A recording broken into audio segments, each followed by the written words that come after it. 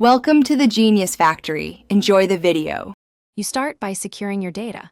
Backup photos, contacts, and any app-specific files to a cloud or PC, because a factory reset erases user data.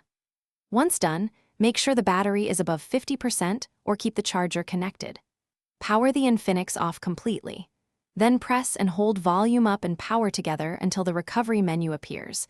This key combo boots you to the recovery environment where you'll perform the reset. You'll now navigate the recovery options. Use the volume keys to move and the power key to select. Select Wipe Data/Factory Reset and confirm. This triggers the device to delete user apps, accounts, and settings so the phone returns to factory state. Be patient while the system formats and clears partitions. Interrupting this process can cause boot issues. Once the wipe completes, the recovery screen will show a success message, and you'll be ready for the final reboot step.